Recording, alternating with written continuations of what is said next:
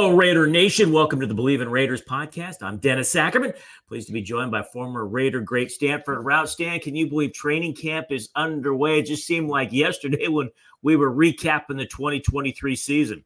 Yeah, it's so crazy how the way the NFL and even the NBA to a certain degree, how they make football year round, even like when you go to college, but, specifically NFL, where you have the Super Bowl, then you have the combine, then you have free agency, then you have, mini camps, OTAs. That's kind of like the dead period. And then that's when training camp just rolls right around late July, like it always does. And it's just the way that there's always, and I'm sorry, then we have the draft in late April, early May, and the way that everything is like an event, free agency, the combine, the draft, things like that. It's like football never ends. It's like it never stops. It's always some new development, some new date that you can go ahead and mark on the calendar. And that's pretty much why it always seems like, oh my God, like just yesterday we were talking about, the combine or right. the end of the season or the schedule release. So, yeah, the NFL does a brilliant job of making it to where you never are completely void of the game of football. And the Raiders stand there moving training camp. They're going to be in Southern California this year. I noticed that. Out of the Vegas heat. And I noticed that. Costa Mesa, a lot better climate for sure to be practicing in. And obviously, Stan, the big question mark for the Raiders heading into training camp and this season as well is the quarterback position. We know O'Connell is now in his second year with the silver and black. In the offseason, they brought in Gardner Minshew, paid him starter type money. So Stan, let me begin there. If this is, and right now, everything you read and you see that neither one has really separated themselves from the other. So Stan, if it's a dead heat going into this season, I mean, do you think they lean towards Gardner Minshew because they brought him in and they're paying him to be the number one guy? I'm not really sure where I come out on that just because, and let me go ahead and, really go ahead and do my research. Yeah. So, about $12.5 million a year. And the thing is that we all know, I mean, like that's bridge level starter money. That's, right. You're going to go ahead and take the ball from center the first play of the game to open up the season type of money, but definitely not franchise quarterback. We view him as the starter long-term past this season type of money. So that just goes to show right there, the salary that he's making does not make it impossible or unlikely for him to be unseated by Aiden O'Connell in training camp or anything like that. So I think that it's just as much Aiden O'Connell's as it is Gardner Minshew's. It is to lose with him being at the pole position right now to go ahead and start off things. But I think that Antonio Pierce, he's a defensive-minded guy. So a lot of guys would simply, if it's even, they're going to go with a young guy because he can grow. You can go ahead and groom him, things like that. But I think with defensive-minded head coaches, they tend to think about things from more of a pessimistic perspective, more conservative. So whoever doesn't turn the ball over in camp, whoever does not make those glaring mistakes, that's who I think Antonio Pierce is going to go with. And the one thing I remember, Gerard Johnson, quarterbacks coach of the Houston Texans, good friend of mine, that he always taught me that as a young guy, it's so hard to outdo or outplay a veteran in training camp because the veteran, when it's a pass play, the veteran will just throw the check down. Whereas the young guy, you want to show off your arm. You want to show coach, hey, man, I can make that throw. I can make that throw, that 18-yard dig across the middle where it's over the linebacker and under the safety and things like that. And the veteran, he's just simply going to take the check down. So he's not going to make mistakes in practice. He's not going to make mistakes in games because the mindset is you never go broke taking a small profit.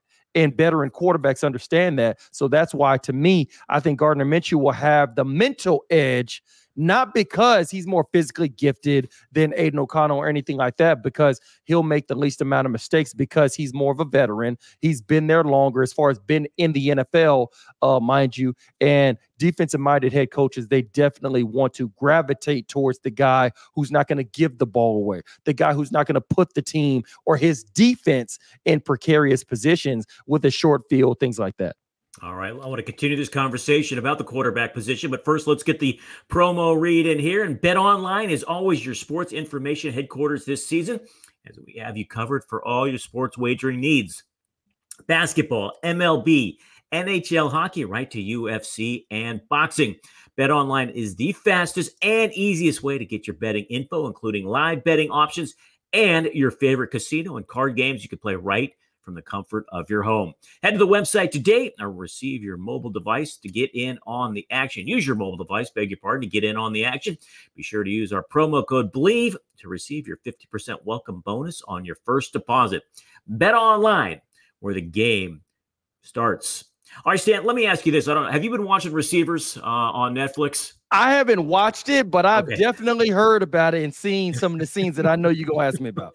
All right, so let me ask you this then. I think the question begs then, how much do you think Davante Adams, the star wide receiver for the Raiders, how much weight do you think he's going to his decision is going to go into who is the Raiders quarterback? Because he said basically he signed off on replacing Aiden O'Connell, getting rid of Jimmy G. Yeah, I saw that part. Him and going with Aiden O'Connell. So how much influence or how much say do you think Davante Adams is going to have with who the Raiders starting quarterback is week 1? I think he'll have a little bit of say-so, but I don't think it's going to be something that is going to completely change Antonio Pierce's mind if he feels strongly one way or the other. I think that if he feels like he's on the fence where, you know what, it's a toss-up, I really don't know which one to choose, and you and I both know when you feel like you have 2 quarterbacks, it means you really don't even have one. So it would behoove this franchise to be dead set on he's the guy, not teetering on, you know what, I kind of like him, but I also kind of like him and things like that. So the best thing is if Antonio Pierce feels so strongly that nobody can sway his opinion versus him simply being teetering or simply, just simply not being able to come up with a definitive choice as far as who he wants to lead this team. I think Davante Adams, his say will actually hold some weight, but I do not think that it's something that is going to deter Antonio Pierce of something that he feels very strongly and convicted in. Stan, I want to hit a little bit more on Davante. I was looking at his numbers. He turns 32 in December, and his cap hit jumps to $44.1 million in 2025 and 2026. So heaven forbid the Raiders season is not a good one, and it comes to trade deadline, Stan. I hate to say this, but I think at some point you might have to entertain offers for Davante if the Raiders are not having a good season and with those kind of numbers looming the next 2 years. DA, you think you might have to entertain it? You think? I can just tell you, for Davante Adams, obviously I don't know him. So I'm just taking my expertise from my years of playing with the Raiders. Obviously it was Oakland at the time, but just simply being an NFL player. Now, obviously I was never at the stature level of where I'm ranked at in the league amongst my contemporaries where Davante Adams is, but I've been around star players before. I've been around stud players, and Davante Adams wanted to leave Green Bay to play for the black and silver, his hometown childhood dream team, so to speak, that he grew up being a fan of in East Palo Alto. And he wanted to play with his college teammate, which was Derek Carr. Derek Carr since has now been gone, now with the New Orleans Saints. Davante Adams didn't sign up for this. Davante Adams, you mean to try to tell me that man left Green Bay, which is a first-class organization. They seem to always have a star quarterback. Look with Jordan Love. I mean, he just got drafted a couple years ago, and now he's probably about to be the highest-paid quarterback in NFL history or something like that. So an organization that always seems to draft well. They develop quarterbacks. They develop receivers well, great fan base, Hall of Fame quarterback. You're trying to tell me that he left all of that to come to the uncertainty, the trepidation of everything that's going on with the Las Vegas Raiders? No, I don't believe that he envisioned being in a quarterback carousel and things like that. And you can even see, going back to what you just asked me about that, the documentary Receiver on Netflix, with some of the things he's saying. Yes, that's something he definitely did not sign up for. So, when you put that on top of what the cap hit would be and things like that. And obviously we know whenever you're not winning, whenever the team is not where they need to be at as far as where the fan base or just the organization, the front office wants them to be, obviously you got to get better. And the number one way to get better is you got to develop assets. You got to acquire assets. Well, how do you do that? You got to sometimes trade away really good players, because what you're getting in return is what you can use to build that organization back up and things like that. So when you say that it's something that they might have to think about, I think that thought process has already started, just because of Davante Adams obviously being frustrated with a quarterback carousel. He's a star receiver. No star receiver wants to deal with uncertainty at quarterback. He's not going to be able to get the ball. He's not going to be able to make his plays. He's not going to be able to show that he's still that guy, one of the top receivers in the game. So just off of that alone, the cap hit, obviously what he was saying on the receiver documentary, and just obviously the frustration of things that go on within the organization, I think it's definitely something that is a very, very real possibility that if the Las Vegas Raiders do not start off the year good, that you very well can easily see Davante Adams being moved somewhere right around the trade deadline or soon there before. Stan, I want to switch gears now and talk about Raiders head coach Antonio Pierce. When you were with the Silver and Black, I know Tom Cable took over midseason and he got the permanent head job the following year.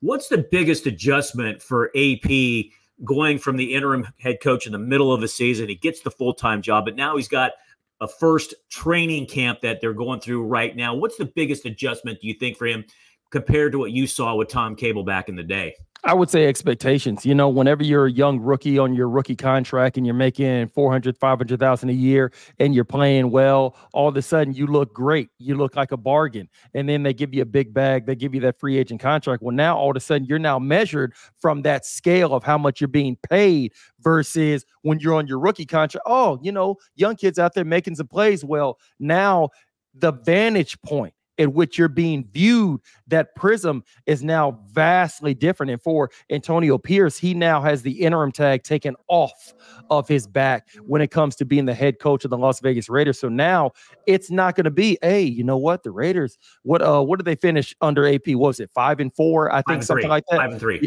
5-3. So you're not going to be judged off of, oh, you know what?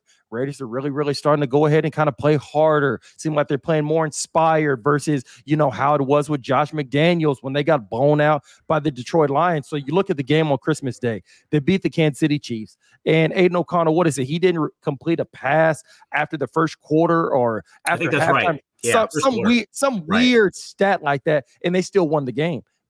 That is not something that is going to be exactly applauded at a high level coming into this season. So while they played well, they went 5-3. Okay, you know what? They're showing some promise. Now you're not going to be gauged. You're not going to be judged off of showing promise. Now you're going to be judged off of, okay, are you winning and losing? Are you able to go ahead and beat Pat Mahomes? Are you able to go ahead and beat the new look Los Angeles Chargers with now a Jim Harbaugh leading the show and now a Bo Nix / Sean Payton led Denver Broncos? The wins and losses now are going to be exactly what the meat and potatoes of everybody's judgment is. Not they're looking inspired. They seem like they're coming together. You see how everybody gravitates to him in the locker room whenever he goes and he gives his speech and things like that. They're not going to pay attention to that anymore. Now it is simply on where is this team ranked in the AFC West? Where do they rank in the pantheon within the AFC and in the NFL and in all of that? So that's the difference. It's just the expectations, what is going to be the most, I would say, modified type of judgment for Antonio Pierce coming into this season. All right, Stan, you mentioned Patrick Mahomes, and on Thursday, there was a viral video that went around that the Raiders decided to dress up Kermit the Frog like Patrick Mahomes. Stan, I'm all for a good laugh, but the last time I checked, I don't know if it's a good idea to be poking the bear, especially when Patrick Mahomes and the Kansas City Chiefs have pretty much owned your ass for about 6-7 years. So your thoughts on that video and what the Raiders did?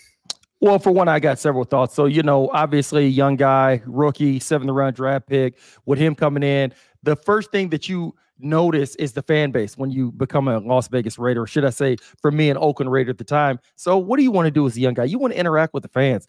The fact that people are coming up to you, asking you for your autograph and things like that, you love that. So he's interacting with the fans. The fans, guess what? Who is the number one rival of the Las Vegas or Oakland or Los Angeles Raiders? Who is their number one rival? Kansas City Chiefs. Some people may say the Broncos, some may say the Chargers, but we all know it's the Chiefs. So every Raider fan says bleep the Chiefs just because they don't like them. So they're going to have little trinkets. They're going to have little puppets and things like that. They probably have some sort of little doll with Jim Harbaugh's face on it with like a knife going through it or something like that because they hate the Chargers. So obviously you're going to want to interact with the fans. I think he got a little bit overzealous with how he was being demonstrative with interacting with that fan, but he's a young guy. So I'm not going to put too much into it, but I will say this. The Kansas City Chiefs won the last 2 Super Bowls, right? Oh, yes, they did. Has there ever been a 3-peat NFL Super Bowl champion? No. So the Kansas City Chiefs are focused on that. Pat Mahomes wants to go down doing something that Tom Brady never did. Maybe he'll never reach 7 rings. Who knows? But he can win. If he can win 3, that's something that nobody has ever done. You got to look at Travis Kelce. They just got Xavier Worthy. They just signed Hollywood Brown. They still have a lot of that defense intact. So the Chiefs already have their motivation. And for anybody that's sitting up here thinking, oh my God, you're just now giving them more ammo. You think Pat Mahomes is going to literally walk into Allegiant Stadium where they just won the Super Bowl against the San Francisco 49ers not too long ago? You think that he already isn't motivated enough? So, okay, let's say that he goes into the game against the Raiders and he's at a 95 motivation. And all of a sudden, you know, that video puts him at what, 99.9? Dude's already motivated. He's already motivated to try to win a 3-peat. So, you know, I think that when people go and think that that's going to now all of a sudden he's going to come in with this Michael Jordan mindset and want to just eviscerate the Las Vegas Raiders and put up 50 points on them, which he's already done before, which he's already eviscerated them before. I think that everybody's probably being a little bit too overzealous, being a little bit too overreactive to that because that team is already motivated enough as it is.